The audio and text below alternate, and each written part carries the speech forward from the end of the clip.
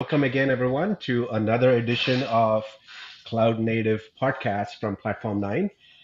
It's exciting to be back. It's been a few weeks, and our team has been very, very busy. We've been to this exciting conference last week it's called the Edge Computing Expo, and there's a lot for us to share. There's a lot of stuff happening in the edge computing space.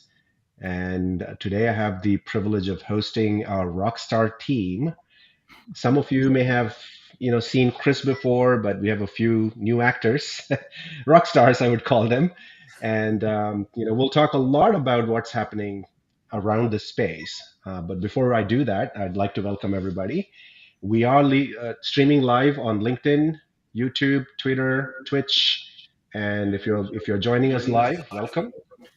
And if you're not live, then you can always check out the recording. So subscribe to our YouTube channel, connect to us on LinkedIn, or go to our Platform 9 podcast page and subscribe to a newsletter so you can actually get advance notice of all of these exciting events we are hosting here.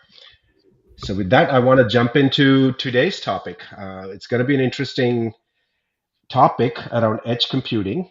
And like I said, we were at the TechX Edge Computing Expo last week, and all of the folks you see on the screen here were there last week, having lots of interesting conversations with a bunch of people. There were over 6,000 people who showed up for this show. There was edge computing. There were different areas that were covered during this event, including AI ML. There was blockchain, there was digital transformation, there was edge computing, there was IoT, all related topics, but clearly a lot of exciting new technologies being showcased here. So without much further ado, I'd love to introduce you to our rockstar speakers for today and participants. Some of you may have seen Chris before, others are new, but I'd love to kind of go around the table and have our panelists introduce themselves. Please join me in extending a warm welcome to our speakers. Amelia? Hi guys, it's Amelia Abel here. I'm the Chief Revenue Officer at Platform 9. Great to be here. Very happy to have this conversation. Welcome, Amelia. Nate? Hello, Nate Conger. I am probably the newest member here. Recently joined Platform 9. I'm an account executive here. Shahir? Hello, everyone. Very nice to be here. Thank you for the opportunity, Kamesh. My name is Shahir Ijaz. I am the VP of Sales at Platform 9, joined about 10 months ago, and I'm enjoying the ride. All right. Welcome, Shahir, and thanks for joining the show today. And Chris, of course, is a well-known entity. Chris and I go back several years here at Platform 9. Chris, you probably don't need any introduction, but you have a new role now. Why don't you talk about that? I do. I think I just hit my 4 years at Platform 9, and Tuesday was 7 years in the US, which I never thought I would hit. Welcome. And you probably heard two Australian accents here on the team, guys. So this is going to be fun. Yeah, it's how we make sure we keep a global focus. We hire internationally. Yeah. I mean, if people have dialed in before, I've been in here talking about all sorts of things like, I don't know, CSI drivers, monitoring, architectures for Kubernetes, stuff we're doing on our roadmap. Started this year, I actually left our product organization and started working with Nate, Shahir, and Amelia in our go-to-market organization. So I'm out there engaging with customers and hopefully helping solve problems with a big focus on edge, AI, and virtualization. Awesome. Well, clearly, guys, we have a team that is very experienced here, and their unique insights, expertise, and real-world discussions with enterprises is going to be, an interesting conversation. Let's get into hopefully a much deeper understanding of the intricacies and opportunities and challenges that are coming up in the edge computing space. So, with that, why don't we jump in? I know, Amelia, the team was there at the event last week, and we had a keynote. We were proud sponsors of the Edge Computing track. We had a booth. We had so many interesting conversations with people from various industries and people that were trying to build out edge computing projects within their companies. So why don't we maybe start with Amelia and let's first define what edge is, right? I mean, everybody has a different definition of it. I know a lot of people came by and thought edge was all about IoT, right? Because there was an IoT track, and of course there's AI ML. There's all these different terms that are floating around. What's your definition of edge? Yeah. So I look at edge as the place where data is collected, stored, and processed. You could have combinations of that. You could have data is collected and just stored, but generally it's where it's collected, it's stored, and it's processed. Everyone has a different definition, and I'm fine with that as well. Yeah. And So by the way, IoT is not edge. What do you think of that? well, it's the data's collected there. Yeah. So that, yeah, that's why I say those three elements, it's a combination of those three elements. Mhm. I think in today's time, it's really very much about where is it processed, though. I think that's the big Mhm. kind of differentiator today. And that's Right. what everyone's talking about is things around the latency associated with that and those sorts of things. So I think the processing is a really important part of the definition today. Right. Right. Now, edge implies, by definition, that it's out there, somewhere far away, right? And also implies it's potentially distributed, right? They have got different edge sites across multiple locations. And at the show, we talked a lot about zero touch edge operations. Right. Why is that important, Emilia? Why is there a challenge around that? Zero touch is really important, actually. So if your edge is by definition as well, it's highly distributed. So you could be talking about hundreds, thousands, tens of thousands, hundreds of thousands of locations where the data is being collected, stored, or processed. So if you're going to have to deploy to hundreds and thousands of locations, then you're talking about truck rolls, which are expensive. You're talking about sending technically capable, skilled people to those locations. And a lot of these locations are often in very remote places, and it's not easy to find skilled people in those locations. So there's a massive cost with truck rolls and sending skilled people.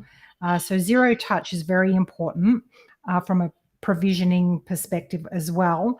And it also, if you've got to go out there every single time you provision, every single time you need to upgrade, every single time you need to fix, restore, manage, that's very, very expensive, very, very slow.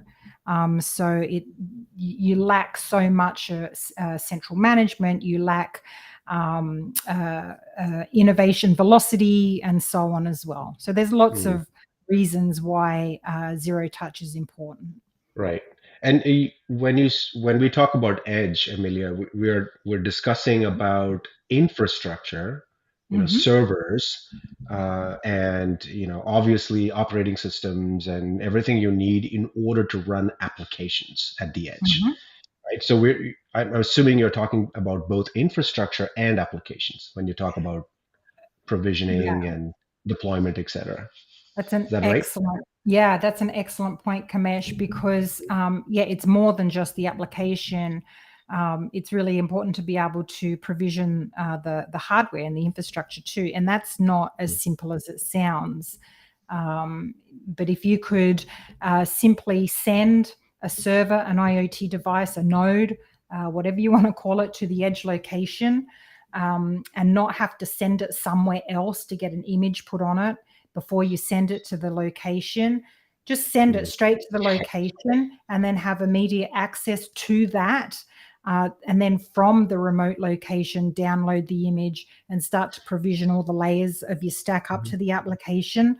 That's actually what zero touch is. And it's really important to be able to do that because you'll get better productivity and cost savings out of that.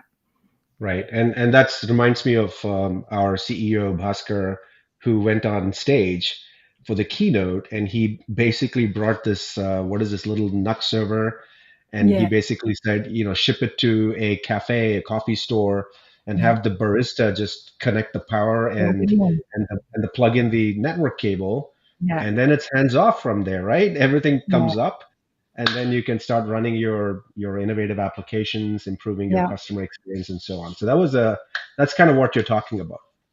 And there's another important factor too, as you talk about that, is the business disruption.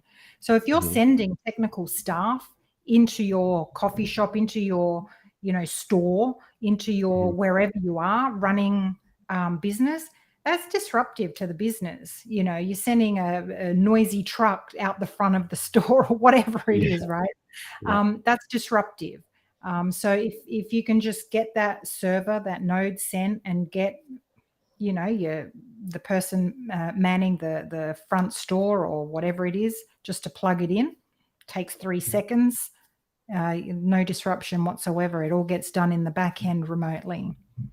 This is pretty unique, right? I mean, this is a challenge out there. And switching gears here, Shahir and Nate and Chris were in our booth at the event, and there were lots of conversations around this topic, right? Some questions and concerns that were raised by the audience that we were talking to. Maybe Shahir, you've had some interesting conversations at the booth. Can you kind of talk about what you heard?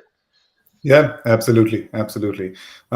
Many interesting topics, and in fact, I think what Amelia touched upon is exactly the majority of the focus that I heard about, which is um, what does Platform 9 do for Edge, right? Because we were Mm, housed in the Edge arena there, and those were very interesting discussions to understand how we can help roll out edges. I would say more efficiently, as Amelia mentioned.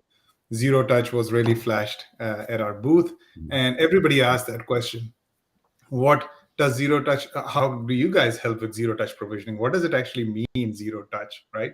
It was interesting because you had audience in different spectrum of understanding of edge itself, as well as the technology to handle zero touch.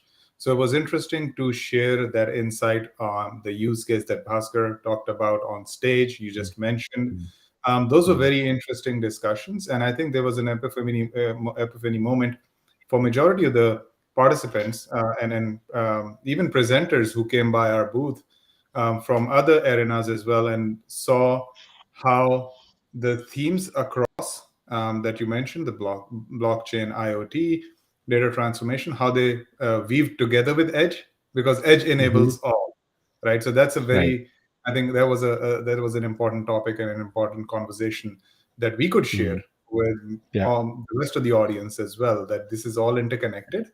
Yeah. You've got to have your edge, or as I would call it, edge of your business, more intelligent, and that's what Platform 9 helps you with. Yeah. So IoT obviously was big, and retail. We saw some people come by. Were there any other industries, people that came from other industries, Shahir, that came across? And what were you seeing in terms of specific industries or use cases that stood out Yeah, during your retail, time? definitely Yeah. retail was up there in terms of the number of participants coming. One of our customers Mm, actually from retail were presenting mm, on a different mm, stage in the IoT arena as well. They came by telecommunication from both from services as well yeah. as equipment vendors, solutions providers. All were featured very strongly. We had Right. some additional general, I would say, in information technology participants as well. It was Mm, spread all across, but retail, telco, right. and I would say, in general, the use of IoT in terms of data acquisition, data Yeah. transformation, data processing. So That fit. manufacturing, healthcare, Correct. any place where there's data collection happening at the far edge using sensors is Absolutely. one thing we saw, right? And then there's Absolutely. this whole. I was walking by the floors, and I went to the AIML area, and it was packed. I mean, Yeah. there's so much interest in AI. I mean, obviously, in the recent past, AIML has just skyrocketed Yeah. with ChatGPT and what have you. So I guess Chris is kind of really focusing on AIML on our team, and I'm pretty sure, Chris, you've had opportunity to talk to people on the floor. What's the connection between AI and Edge? I think manufacturing is the best use case here. Probably the easiest for people to understand. if you go back to the days of newspapers, right? You turn on the printing press, you don't want to turn it off, that gets expensive.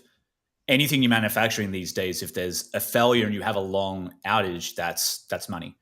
Or if you're manufacturing silicon or anything like that, you need that yield measure to stay high. Otherwise, for every X you produce, Y is lost. What people are doing with IoT sensor data and everything that's coming out of those manufacturing lines is they're now computing it on site in those manufacturing locations, and that is a definition of an edge location. So they're not using just small IoT devices. When people think edge, I think they think like small, like, hey, I have an Alexa, maybe that's edge.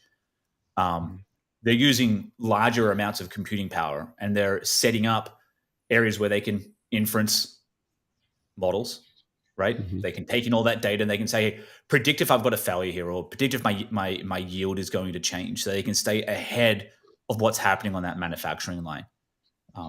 Talked to several customers that were doing this today, and they said, look, if there's an outage on that edge site, that costs them money globally. Like, that's real money they're losing when they've got an outage.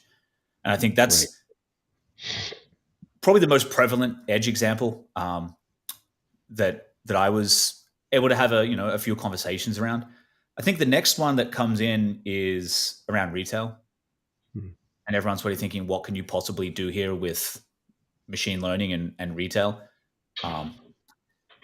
We're all familiar with self-checkouts. Everyone goes up, you scan your things, put them in the bag, you leave. I remember when they were first starting to get rolled out, and you'd scan something, you'd put it down, then red light would turn on. You can't scan the next thing, you can't check out. You're like, why are we doing this? They have weight sensors in the bagging area. And what I think everyone discovered globally is that was just a really painful idea for everyone. So they all turned it off, which then meant you could scan a Snickers bar and put down, 12 pounds of bananas and off you go, right? So what they're doing now is they're using computer vision, but that computer vision needs to be able to be processed close, so a person in the store can react quickly. That's another great example of how machine learning and trained machine learning is being used in edge locations. So there's businesses out there that are running computer vision software that are looking at those self-checkouts and saying, hey, someone doing a nefarious activity here, pings a person in the store and says, go step in and maybe get them to be paying what they should be paying for, and not causing you stock loss. Yeah. In fact, I remember Bhaskar was talking about a specific use case in the panel discussion that he was on regarding video. Again, to your point, Chris, a lot of video streaming surveillance happening at the edge, whether that's in traffic lights, whether that's happening in warehouses or out in retail stores. And specifically was talking about all this data. I mean, lots of video, right? 4K video, high resolution video, tons of storage and tons of bandwidth, right? So he was talking about it makes zero sense to send all that data out to some other location, like a data center or like a public cloud. It doesn't make any sense. All you care about is if anything happened significant, right? So it's interesting to kind of think about that in terms of what needs to happen locally, right? Because it comes down to monitoring. You don't really care if it's good. Yeah, exactly. Right? You just want to know when bad happens. But if you're shipping, a terabyte of data every day to a public cloud, analyzing it there, making a decision, and then sending someone a notification that there's a problem, you're potentially spending a lot of money that you may not need to be spending. There is a question. There is a question. It's interesting. What's the most famous computing hardware vendor for edge computing? That's a tough one. I think, maybe in 2017, Amazon might have been able to take that because everyone that bought an Alexa device bought 2 or 3 or 4. So I guess what do we classify as computing? I think those Alexa devices are pretty smart. They have computational power. That would be my answer to this question. Is I would go with Amazon's Alexa devices. Yeah. I don't know if someone else has a. I would differ that I think the edge hardware of today is literally I think owned by the telecommunication service providers because they're everywhere, closer to the customers. They've got that hardware presence already. So the hardware, I would say, dynamics are changing in terms of who owns the hardware. It doesn't matter who owns the hardware. You could have a telco providing the hardware. You could have data center providers providing the hardware. Or the example that Chris gave, you might have that hardware owned within your household by yourself. I think what's changing now is purpose-built, chipsets, purpose-built devices. Where I think, Chris, you had a lot of discussions with a few of these potential partners as well, where they were coming to us and really giving us the kudos of how we're helping these purpose-built devices, chipsets, to be enabled at the edge, because it doesn't matter of what edge device you have, as long as you're able to fulfill the use cases, whether it's IoT data collection, processing that data for that purpose, and the applications that need to sit on it. If someone, which is Platform 9 in this case, can help you manage a seamless transition across use cases, that's the key, right? I think that's really where I'm adding to the question you had earlier on regarding use cases to what this question is. The dynamics are changing around the hardware. I would throw in another aspect to this, right? We all know public clouds, and public clouds, there's a lot of hardware. They're running huge data centers, right? So there is this dynamic, right? I mean, public cloud vendors are going out to the edge as well, right? Green grass, is it that's that what it's called, Chris? I mean, Amazon has green grass or whatever it's called. You can run IoT, but it's all going to be public cloud vendor services. And one of the other things, Amelia, I was going to ask you this earlier and I forgot. It's edge to anywhere was another kind of tagline that we had at the show. It's not just that you're running anything isolated at the edge. You have to connect it to something. You have to connect it to a data center. You have to connect it to a public cloud. So what are your thoughts on this whole landscape of what's going on? There's the public clouds on the one end. Obviously, we have the large vendors, traditional vendors of hardware, Dell, and you have software providers like Microsoft and IBM and VMware and all the others. Where do you see that landscape going? It's a little bit of a futuristic question, but what's happening today, I guess? Well, there's a lot of tides actually. So we're seeing a lot of move to the cloud. We're seeing a lot of move away from the cloud. We're seeing a lot of private on-prem data centers being modernized. And so there's so many almost conflicting tides of trends. And what we're seeing in the industry is people are realizing that depending on the use case and the application, that processing and storage is better applicable to be either in a public cloud or at the edge or in the data center. And you can't just put everything somewhere. There's very different unique requirements for different use cases. So what you need to consider is whether there's latency and privacy. They're kind of the bigger issues related to edge. If there's a latency requirement, you've got to have the processing done at the edge. Privacy, the data needs to be at the edge, things like that. But you've also got the notion of central management and governance. And you can't have central management and governance and consistency if every edge location does its own thing, right? So there's got to be a way of abstracting and getting metadata out of the edge locations so that you can maintain the integrity of privacy and those sorts of things, but have the metadata get involved in orchestrating.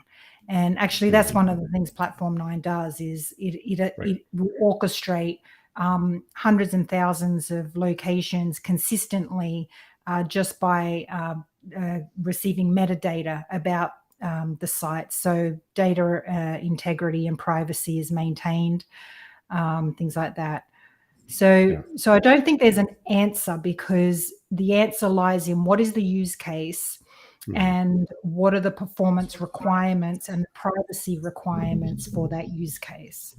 Yeah, this whole mantra of public cloud first, which happened for a few years, seems to be turning around. The pendulum is swinging. To your point, Amelia, I think the question that needs to be asked is, what's the use case? What are we trying to implement? And public cloud is not always the preferred choice. In fact, I have some comment on the chat channel here saying public cloud is available, but not always preferred by telecom companies. Yeah, I mean, in many cases, Shahir or Nate? yeah, in many cases, it has been a step in the journey. I know, Nate, you were talking to one of the participants there about this as well. We cannot hear you if you're trying to talk. Can you hear me? Can you hear me now? Yeah, go ahead. Yeah, go ahead. Go ahead, We can Nate. hear you. Yeah. All right. Well, one thing I said when we talk about how public cloud isn't always the preferred, especially if you're a telco out there. Of course, we were talking about our edge capabilities there at the conference, but we're also a private cloud platform. And if you want your own cloud close to it, or you want to have a couple different sets of clouds, if you want to do close processing and then send it a little bit further on for storing, that's something that we can do too. So, obviously the edge use case is really strong, but the private cloud use case is strong as well. Yeah, this is back to you need infrastructure where you want to execute your use case, where your data is, rather than just saying I want to go X option all in, right? It doesn't make sense. Now, coming back to this is great segue to my next topic, which is when you have workloads, infrastructure, AI ML running in all these different places. You've got edge, you've got private clouds, presumably most people still have will continue to have public clouds. That's a given. It's going to be a challenge to take all of these workloads and kind of manage them, right? So we talk a lot about centralized management and scalability, right? So maybe Nate, you can throw some thoughts on this. How important is centralized management? Especially when you have this kind of a distributed workload scenario. If you want to get out of the prototyping phase, it's an absolute requirement. You can't do without it. You can't have your fleet on different versions. You can't not know the state of your devices out there. You need to know what's going on. You can't brick your devices either. You need to be able to roll back in the process, and you need to have a platform that will do that for you. Because obviously, if you're trying to scale up what you're doing in prototyping, in most cases, you can't, the staff that you're using isn't going to scale to do it. You need a platform that will do it for you. And that, particularly the no truck rolls messaging, really resonated with the people that I spoke with. Got it. Now, Chris, as far as the technical, so let's kind of go a little bit technical here, if the audience would want to, kind of dive into that. But any specific considerations technically, right, for managing large scale deployments like this across distributed locations? What are some things that people run into technically, challenges? Amelia talked about truck roll, right? Mm-hmm. That might not sound like a technical challenge, but if your fleet of infrastructure is failing and someone's getting in a car and they're driving to that location, it might work for 5. It's not going to work for 100. It's definitely not going to work at 1,000. So that immediately means you need remote control and command. And the perspective I take is if you can't do remote command and control of an environment, you're not doing edge, right? If you're taking hardware, bringing it into a data center or some location, plugging it in, storing all your stuff, unplugging it, putting it back in a box and shipping it out there and someone plugging it in, that's not true edge. To me, that's what I worked with when I worked at KFC in the year 2000, right? There was a server there, right? That's what logged everything. That's what we did all the order processing on. That's what we, did our time. I've got to work, type in your number, press enter, clock starts. That stuff's been there. right? I mean, that's edge. That is edge computing, but that's very manual edge computing, and that's going to be fraught with risk and high cost. So you need that remote command and control. How we achieve that is using standard interfaces on all hardware that's coming from the likes of Dell, HP, Supermicro, Lenovo, right? Open source standards like Redfish work really well, right? And that's what we're leveraging. We're also leveraging open source to do that command and control. One of the few projects I think in OpenStack, to say a word that some people might be like, oof, we went there, is ironic that project has a lot of life and a lot of features coming in, bug fixes coming in, all the hardware vendors are keeping it current, and it's got many uses. And we leverage that for our remote command and control. We run that as a SaaS piece of software, so therefore a user doesn't have to run it, and that's what allows us to do that no truck roll, right? Plug it in. Once that network connectivity has been set up in each location, you're up and running. So I guess to touch on the technical a little bit, that's sort of peeling back the covers on how Platform 9 has designed, architected, and what we leverage and what our approach is on managing edge locations.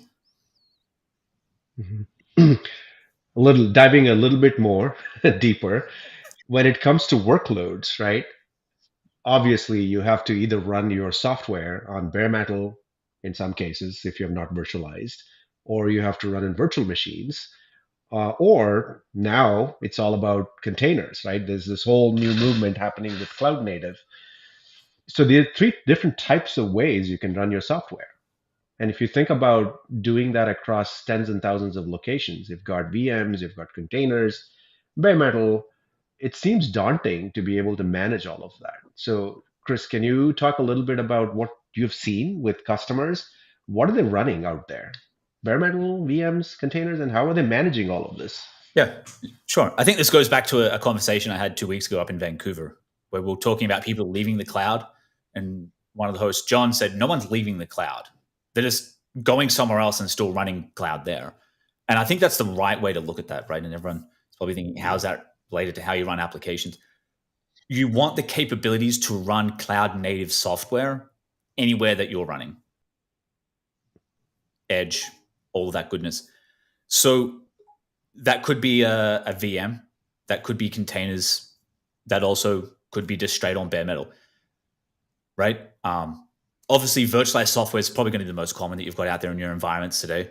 And you should be able to just do that remotely, deploy those VMs, get that software up and running. And I like to call it kind of modernizing in place. The way that Platform 9 would say to do that is to lay down a Kubernetes layer on that physical infrastructure, and then use something like KubeVirt to be able to run the VMs inside of that Kubernetes cluster. Because now you've got cloud native capabilities at your fingertips in all of your edge locations. And to standardize across 1,000 locations, the industry approach is going to be continuous delivery and GitOps. Keep as much configuration as possible as code. And that's not just the app, right? That's that Kubernetes cluster's definition, and as well as the definition of how your applications should be running, including the VM, which can be put into a GitOps style of command and control and deployment. I think those layers are the critical piece that then enable you to say, hey, I've got a new containerized application. Maybe it's doing inference on the video feed, and that's just a trained AI model that's in a container. You can just drop that down, that can run there, and maybe your point of sale system still leverages a Windows VM. Now they're running side by side, single stack. You've got the ability to continue to modernize and launch new applications faster, but it's critical. You want the definition of the app, how it should be running, stored and captured in some type of Git repo. That's a very important point you make there, Chris. I mean, think about the level of automation and consistency and governability, if that's a word, governance, I guess. Governance you get across thousands of sites, right? Otherwise, to your point, every site will look different.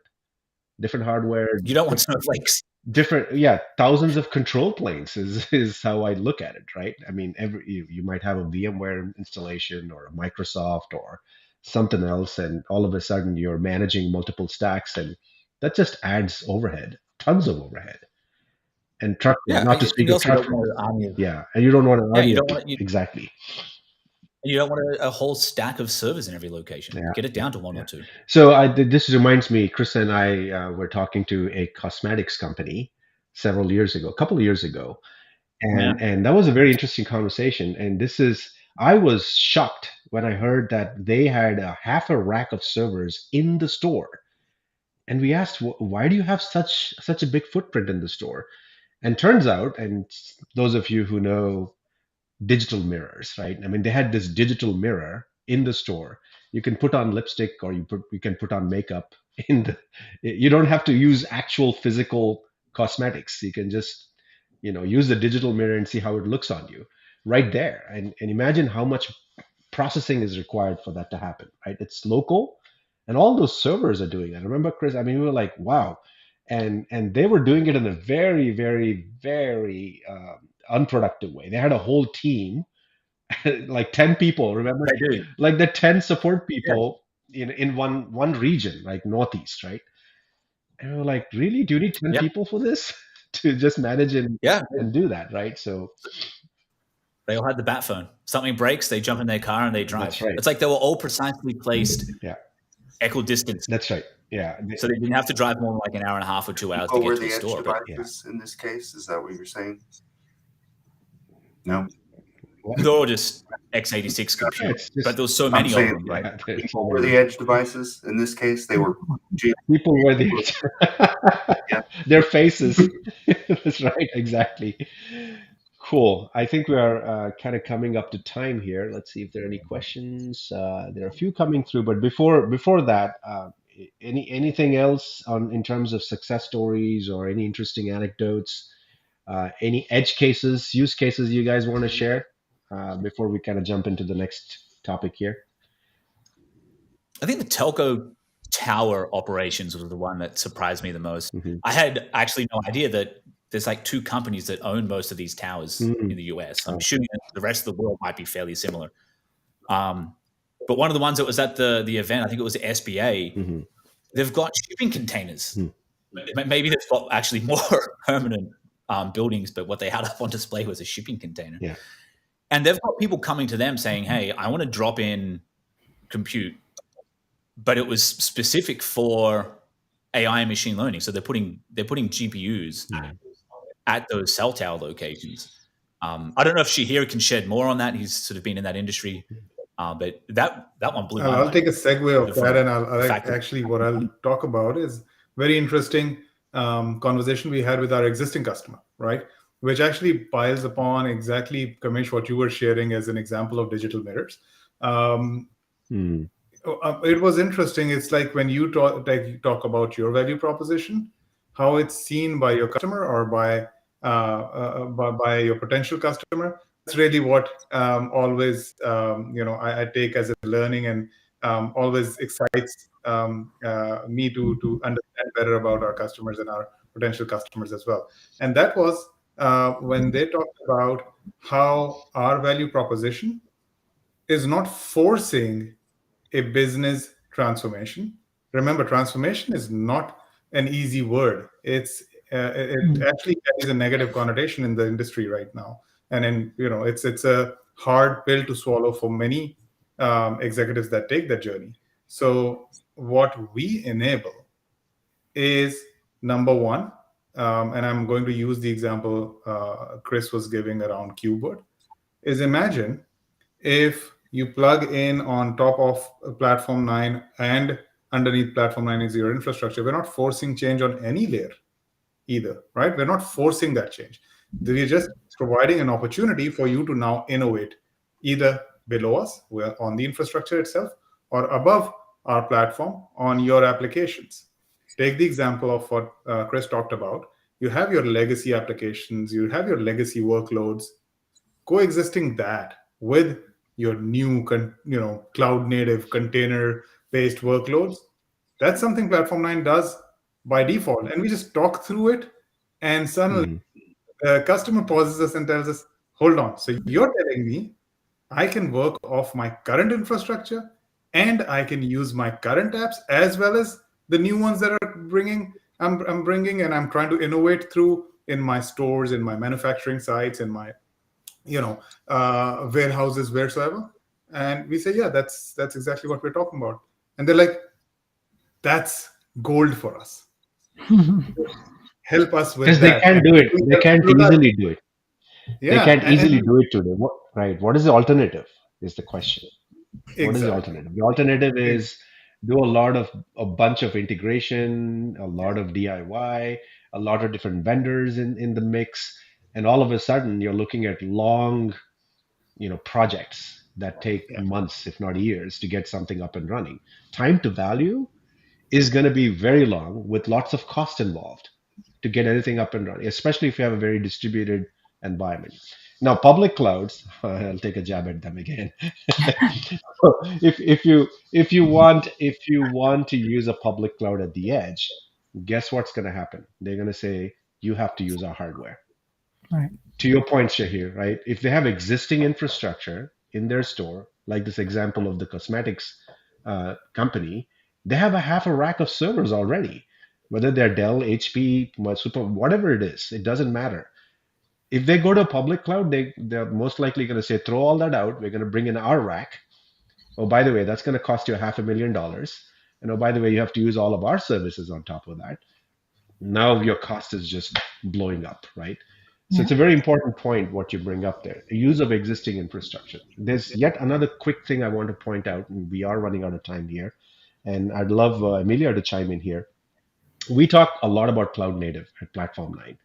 And that means Kubernetes, that means containers, that means all of this, shiny new toys that, technologists would love to kind of tinker with.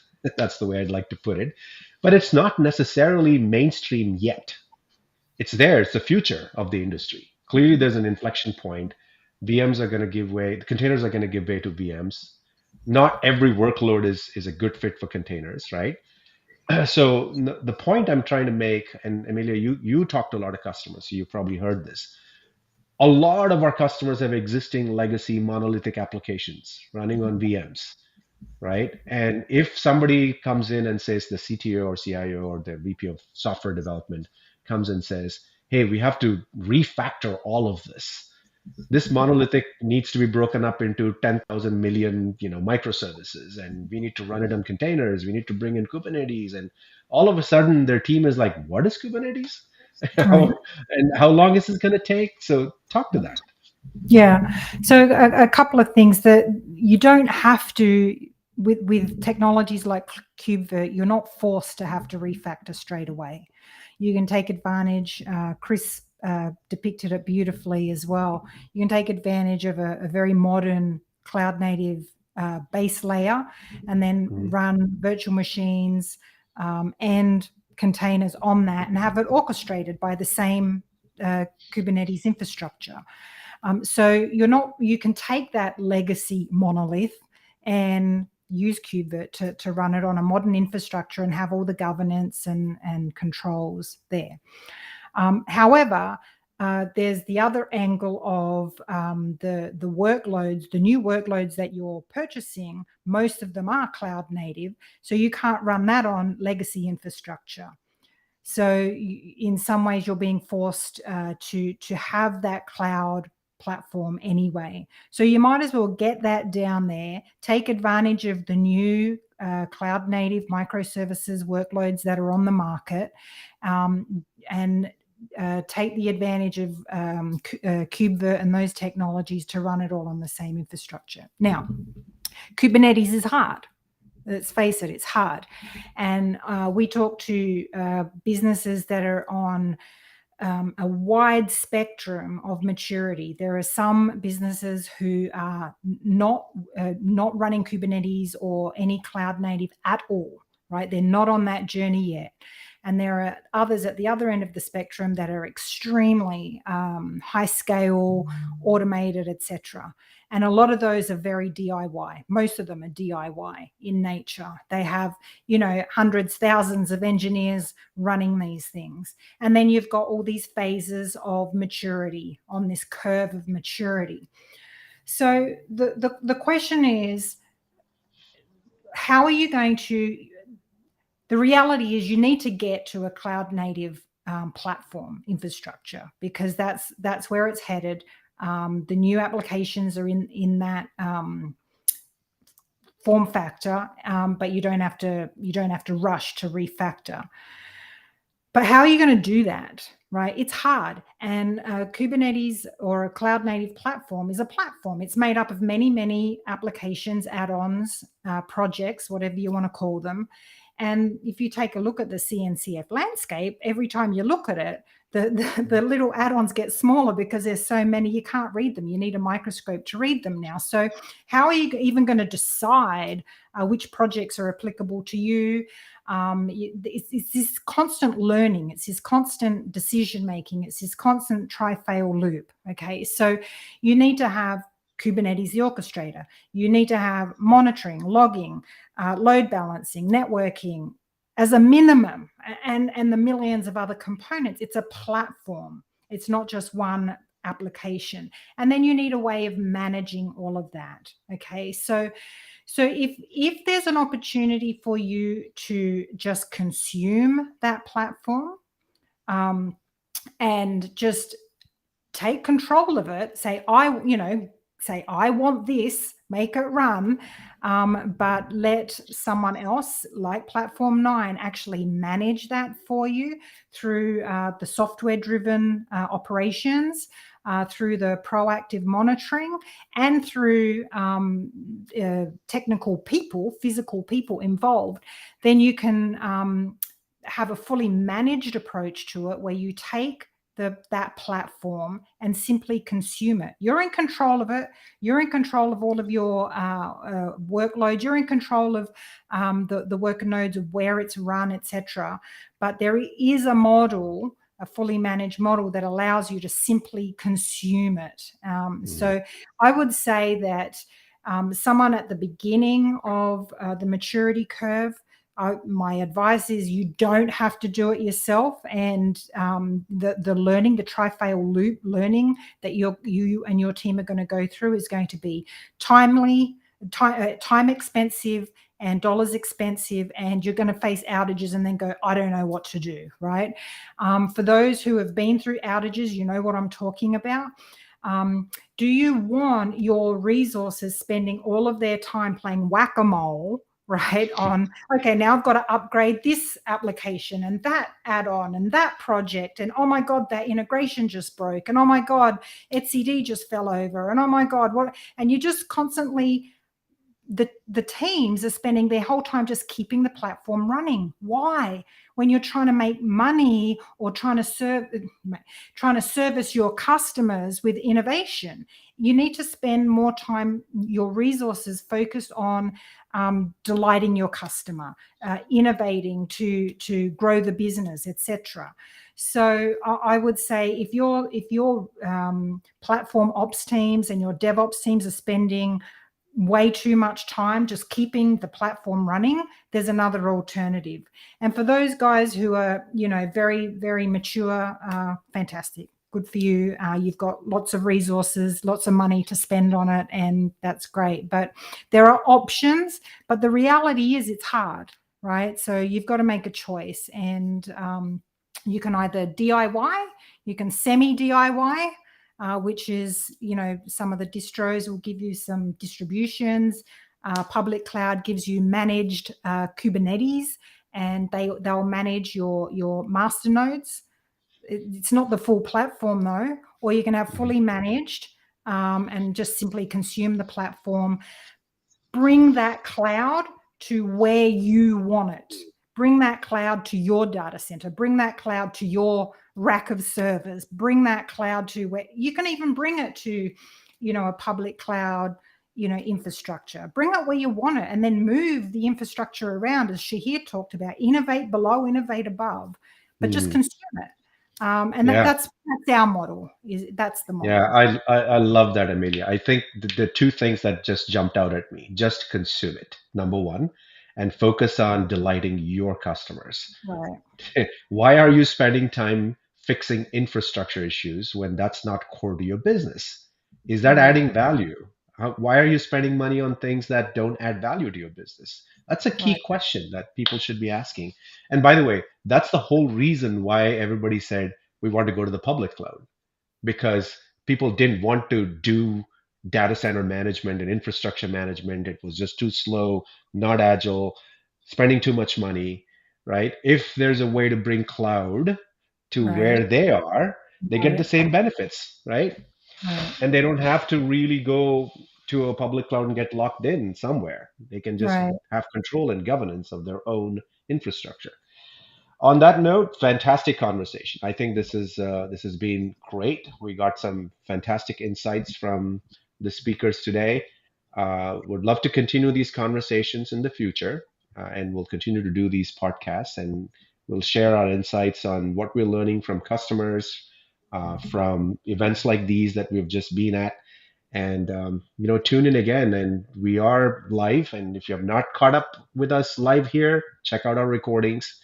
Like I said earlier, connect with us on LinkedIn so you'll get updates. YouTube subscriptions, you'll see what's coming up new, and we hope to see you again in the near future on another episode of Cloud Native Live. Thank you all for joining us today, and we hope to see you soon. Bye now, and have a great weekend. Long weekend, actually. Everyone. Enjoy your Memorial Day weekend. Thank you. Bye. Bye.